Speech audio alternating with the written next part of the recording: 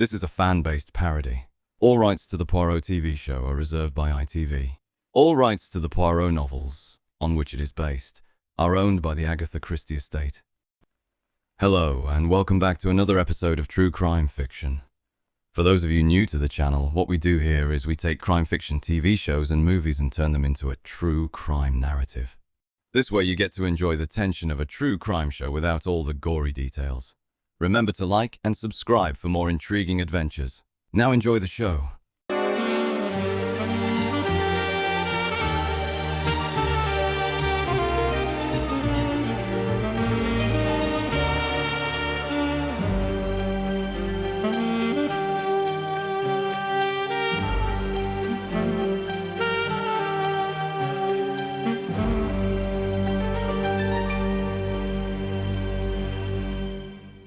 Poirot, Hastings, and Chief Inspector Jack are strolling down a lively street during the evening of November 5th, admiring the festivities and fireworks on display. As they take in the joyous sights, Hastings marvels at the vibrant scene before them, while Chief Inspector Jack walks alongside them.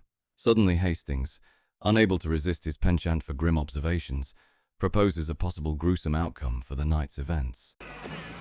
Tell you what, though, what a good night for a murder, eh? I mean, if somebody wanted to kill anybody, nobody would know if it was a gunshot or a firework. The final, troubling thought lingering in the air. The trio decide it's best to put it aside for now. They bid each other good night, agreeing to rest well and prepare for whatever the morning may bring. As the morning sun rises, Poirot receives a chilling call from Captain Hastings. With an ironic twist of fate, Hastings informs him that a woman's body has been found in an apartment, her head gruesomely riddled with a gunshot wound. Chief Inspector Jack, although initially unconvinced and contemplating the possibility of a self-inflicted gunshot, extends an invitation to Poirot to investigate the matter. His suspicions of foul play prompt him to seek the expertise of the renowned detective.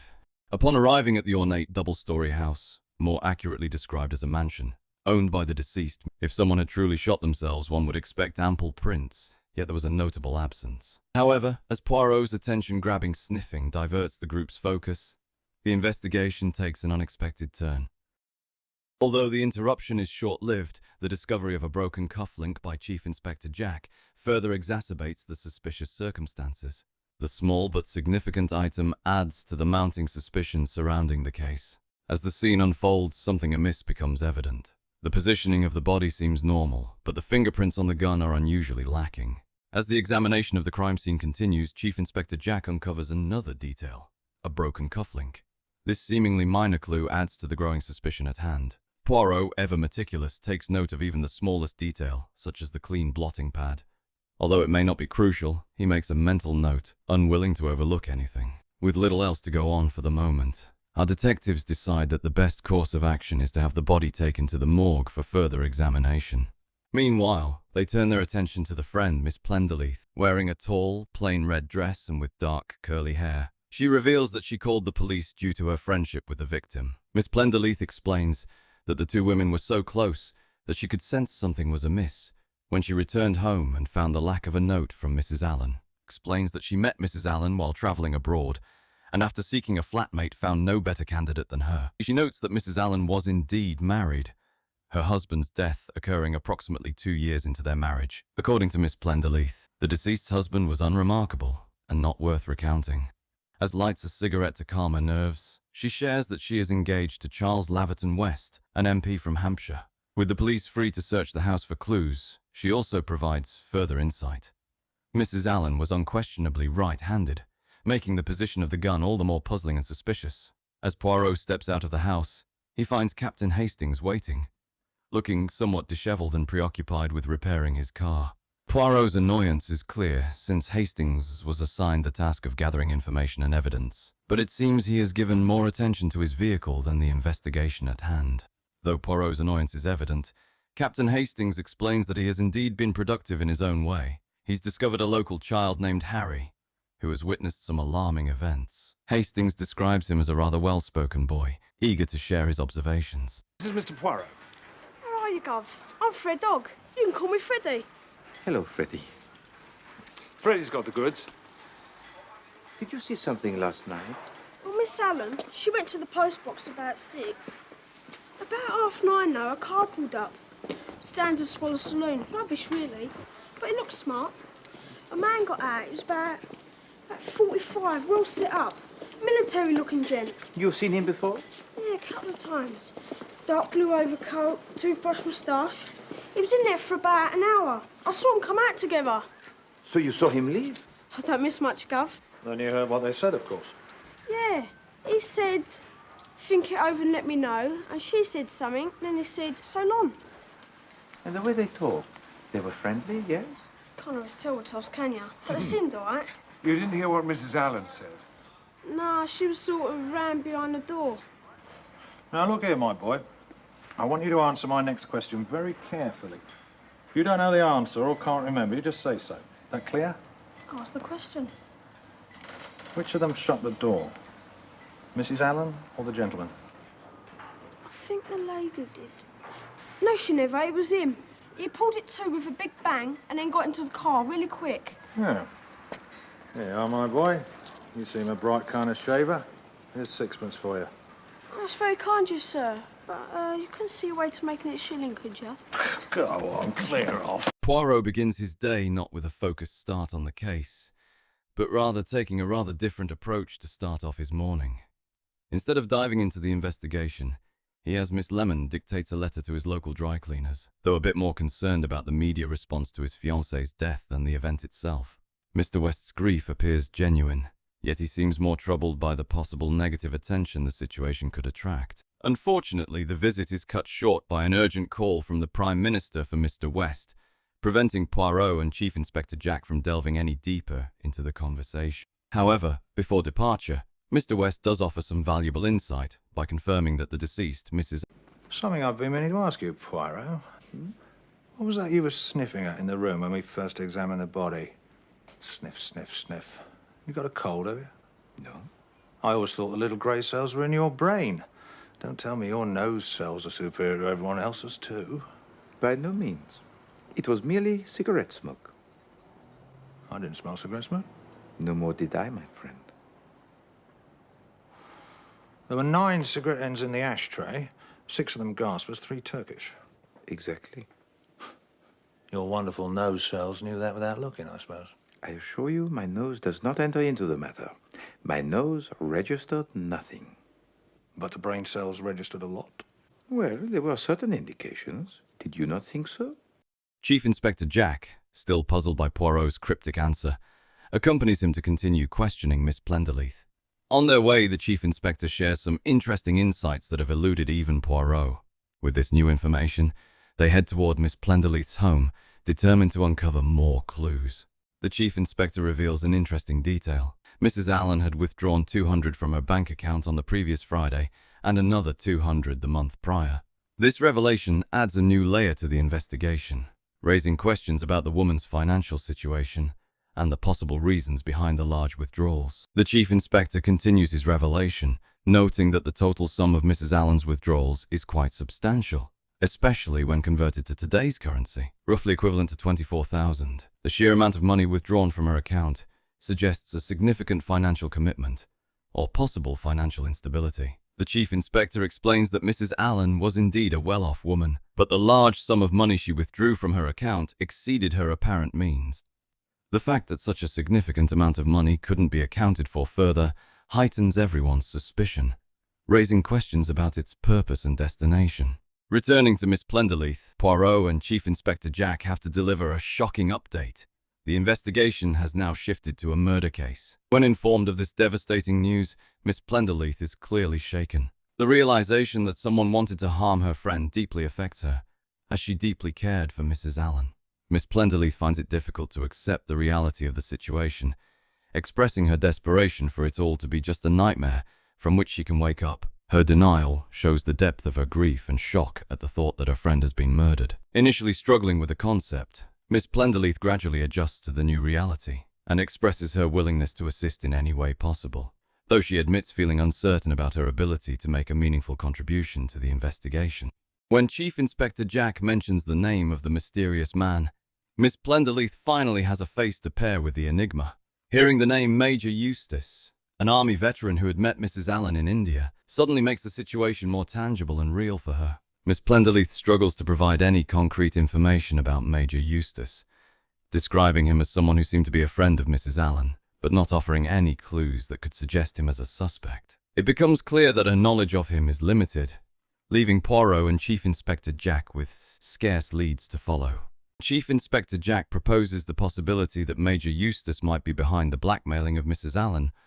A sudden realization hits Miss Plenderleith, and she opens up to the idea, expressing frustration over not having considered it beforehand. The light bulb of understanding illuminates her expression. Miss Plenderleith expresses her helplessness in helping her friend, Mrs. Allen, and admits that they were both stuck in a difficult situation due to her impending engagement to Mr. Laverton. She wishes there was something more she could do, but the circumstances make it challenging to find a way out. Desperate to assist in any way possible, Miss Plenderleith allows the police to thoroughly search the house in the hope of uncovering even the smallest piece of evidence, anything that could lead them closer to solving the case and bringing closure to the tragedy. Chief Inspector Jack interrupts Miss Plenderleith to request access to a specific cupboard underneath the stairs, indicating that there might be something of interest hidden there.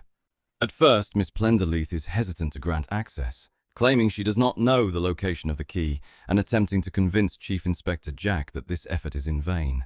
She argues that the search is futile and tries to discourage him from proceeding.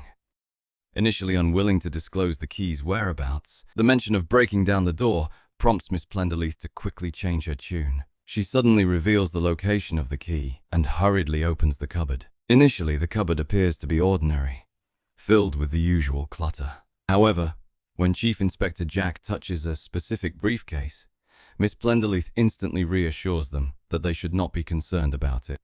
Plenderleith quickly attempts to brush off the briefcase's significance, stating with certainty, "It came back with me yesterday morning. There couldn't possibly be anything in there." Miss Plenderleith's discomfort shows as she fidgets with her fingers and taps her feet nervously, while fixing an intense gaze on Poirot and Chief Inspector Jack as they rummage through the cabinet. Her behavior only adds to the feeling of unease and peculiarity surrounding the situation.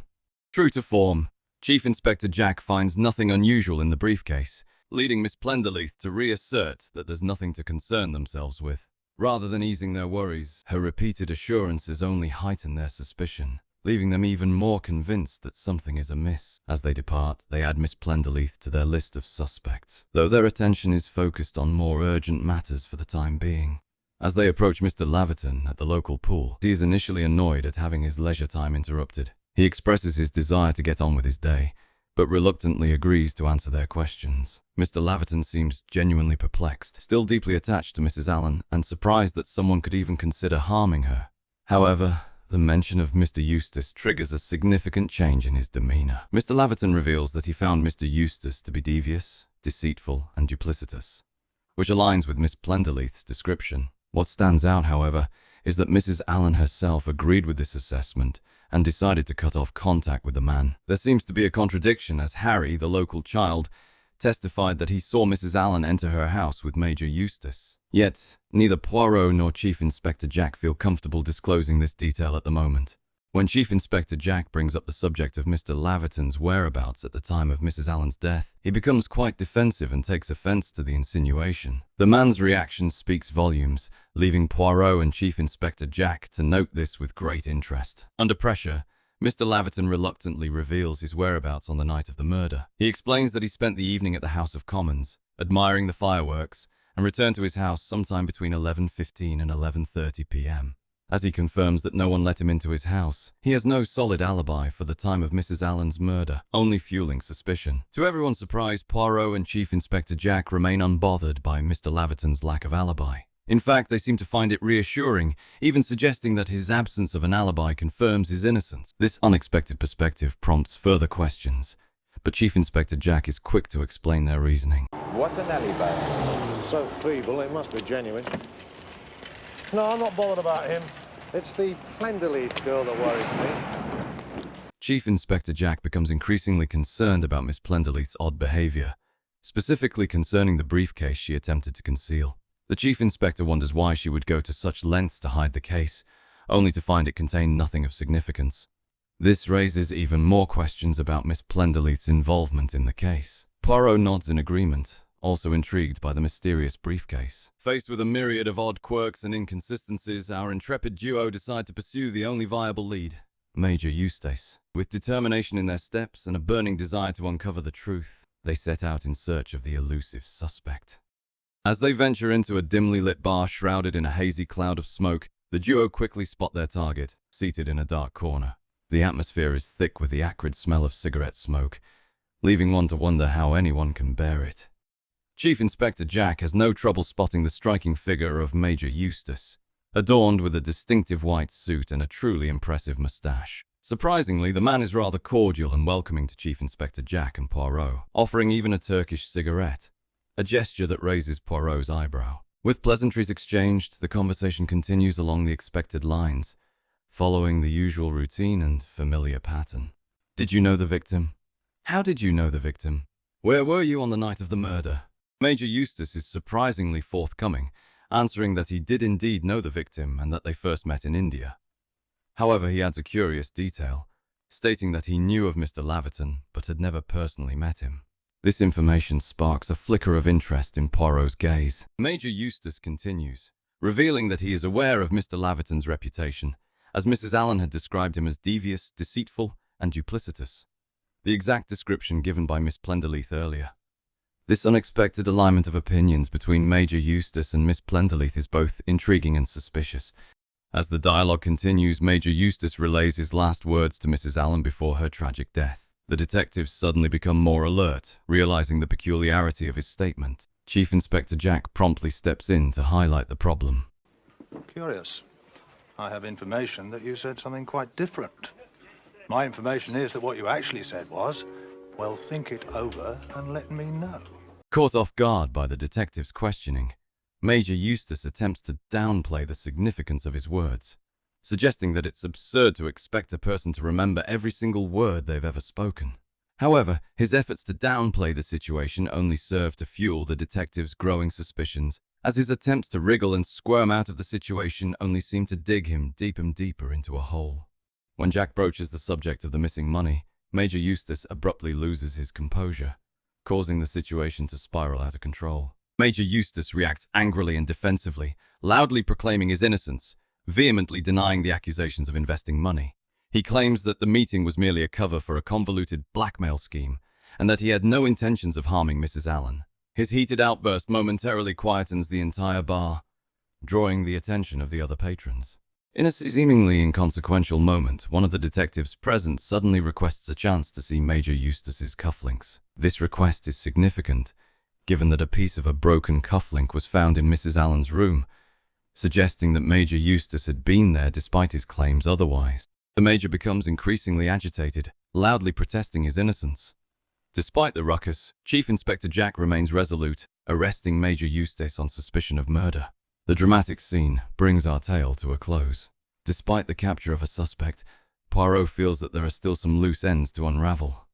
He approaches the scene of the crime and finds the cleaner, Miss Pierce, a small and elderly lady, lets Poirot into the house to rummage through the cupboard that Miss Plenderleath was so intent on keeping out of sight. To Poirot's disappointment but not surprise, a few items have gone missing, including the mysterious briefcase and, inexplicably, a set of golf clubs. Although the presence of the missing golf clubs is initially puzzling, it begins to make sense when we learn they belong to Miss Plenderleath, and she has recently been on a golfing trip. Poirot decides to investigate further, accompanied by Hastings and a few select companions. Although there is no danger or threat to the present company, the golf trip takes an unexpected turn, not because of any imminent danger, but because Poirot is, well, utterly atrocious at golf. The name of Poirot is feared on golf courses all over the continent. You don't happen to have a handicap certificate on you, do you, sir? No, I'm fine. Now, there should be a little hole somewhere, and I have to push the ball into it. You see that flag there? No. In front of the big tree, a little patch of red. Ah, yes, good. That's where the little hole is.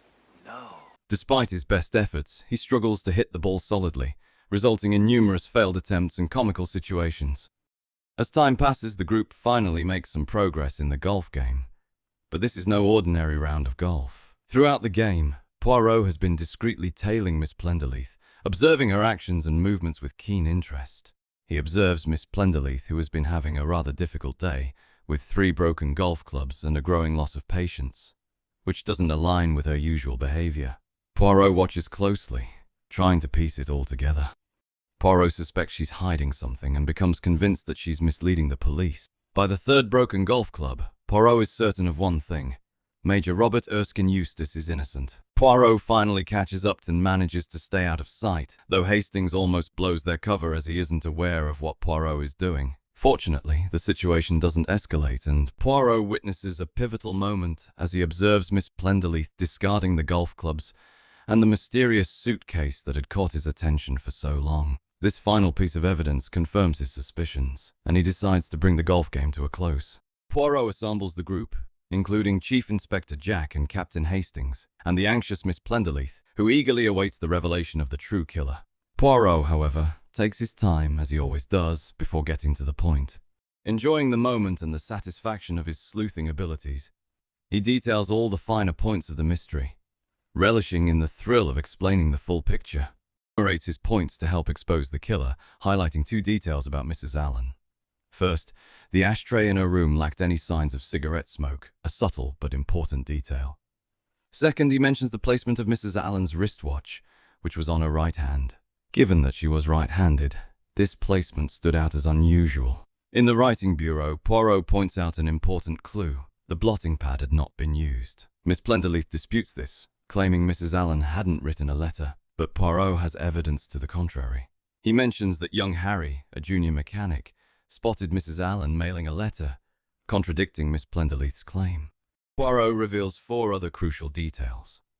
First, the writing utensils were found on the left side of the desk, while a right-handed person would keep them on the right. Second, he presents the broken golf clubs, which belonged to Mrs. Allen and were designed for left-handed players. As Miss Plenderleith can't deny these facts, she reveals her hand, confirming her guilt, revealing that Mrs. Allen and Major Eustace had a much deeper connection than previously thought. The shocking revelation is that the Major was already married, and the 2 shared a child, revealing a complex and illicit affair.